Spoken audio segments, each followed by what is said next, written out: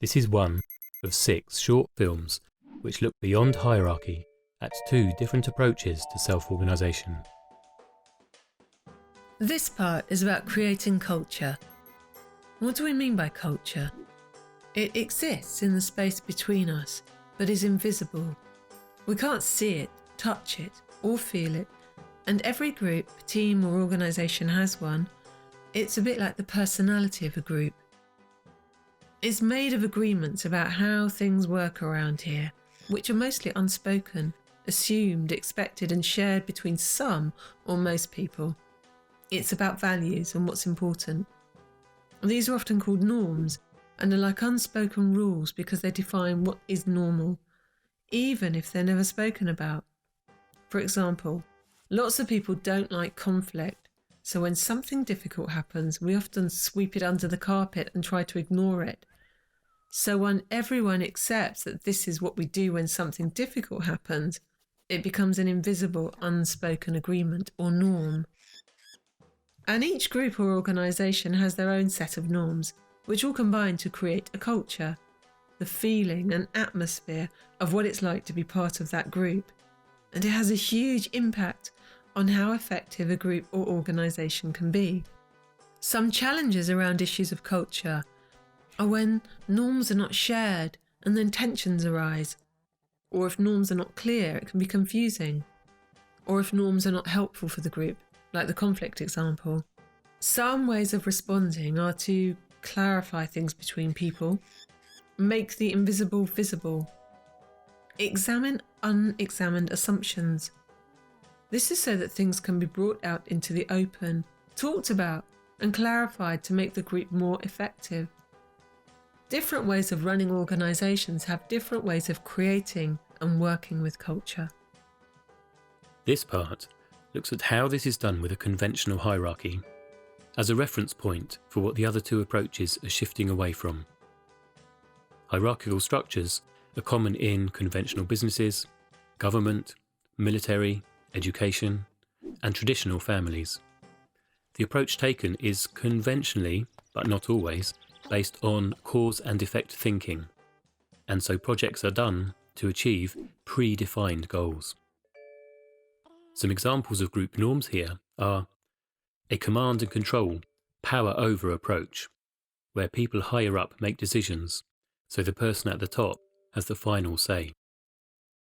Other hierarchies work in more collaborative ways, where authority is delegated and management is more empowering. Job descriptions are clearly defined. Organisational vision, mission, strategy and values are defined from the top and then filtered down. Some benefits of this approach are that the rules, lines of authority and values can easily be made explicit from the top.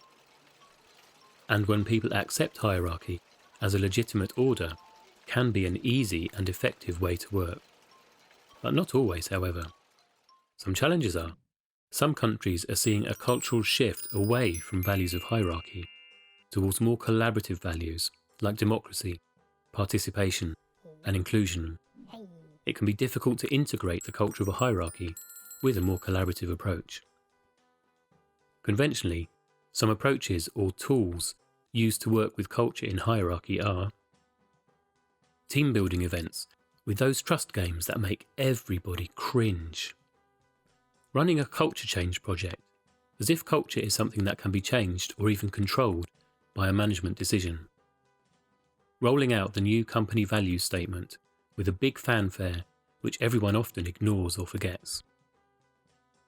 These conventional approaches often consider culture as unimportant, as if it's the soft stuff, and fail to recognise the invisible, unconscious, and assumed things between us, which are taken for granted and can create obstacles. So there is often a need for what is unconscious and assumed to be brought into awareness and made explicit, to remove obstacles and enable more effective working together, such as with the Competing Values Framework or Johnson and Scholl's Cultural Web.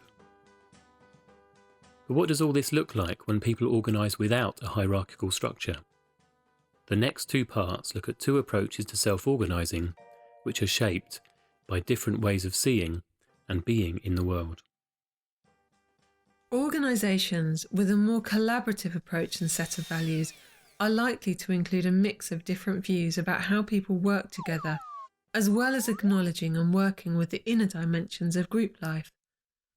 Imagine a spectrum of two approaches. At one end are people who are very action orientated and don't like to spend too much time sitting around and talking. At the other end are those who like to reflect on the process of how people work together and relationships between them. And there are people everywhere between, or who move in different positions at different times. This is often a point of tension in this approach. For some organisations who define themselves as collaborative, this work of building trust and high-quality relationships can be fundamental to their existence and identity. They can spend much of their time doing the work to create a healthy culture. Discussions seek wisdom from many voices and generate commitment for decisions by including people. Some examples of group norms here are: sharing power is good.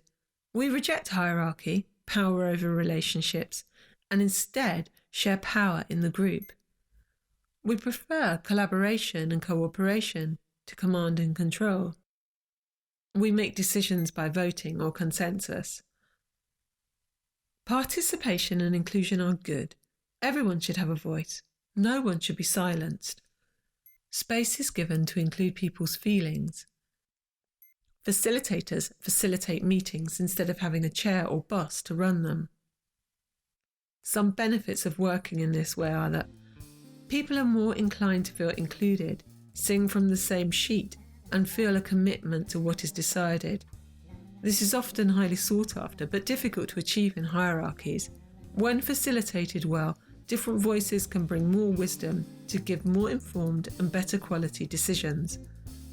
When they work well, these organisations can be very enjoyable, satisfying, rewarding, and nourishing. There is more permission for people to bring the whole of who they are into their work together. Some of the challenges of working in this way: it can take a long time to reach decisions. Things are often not clear or confusing, which can lead to conflict and frustration and make it difficult to get anything done. People who are more action-orientated or don't share the values of the group can feel alienated and excluded.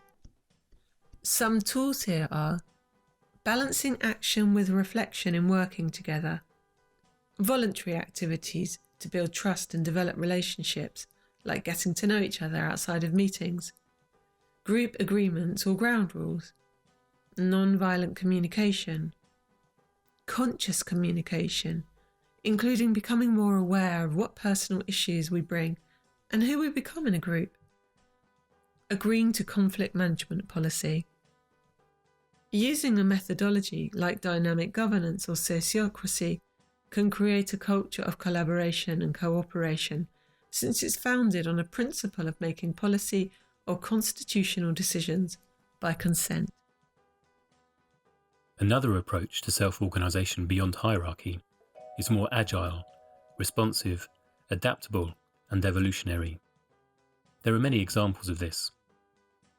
Sociocracy has features of both the collaborative and agile approaches, and it could also be used as an example of a more agile approach.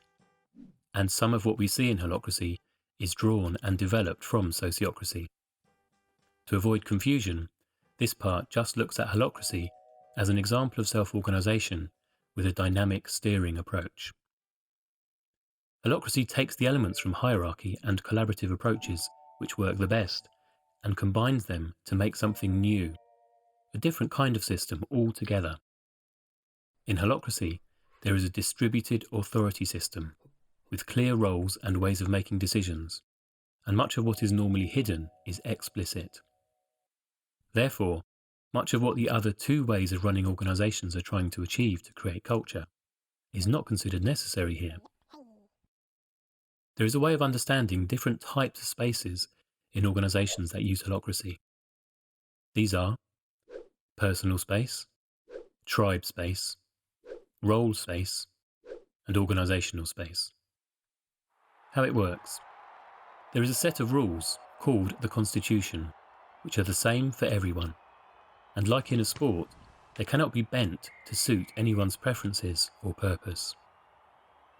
Power is vested in the process or rules, not in any particular people, as in hierarchy, or in the group as a whole, as in collaborative groups.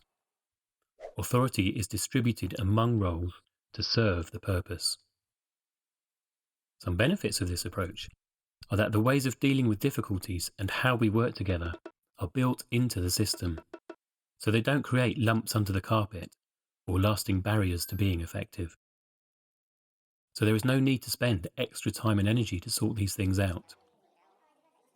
People who work in these organisations report the tribe space as being very rich because it's easier for people to relate to each other more clearly without other things about the roles or organisation getting in the way.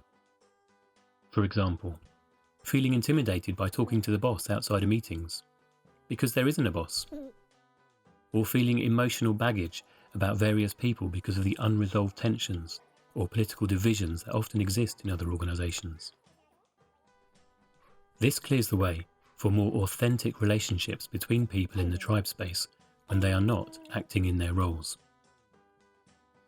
Some of the challenges here are that it requires a paradigm shift in how things work in organisations, which can be difficult to communicate.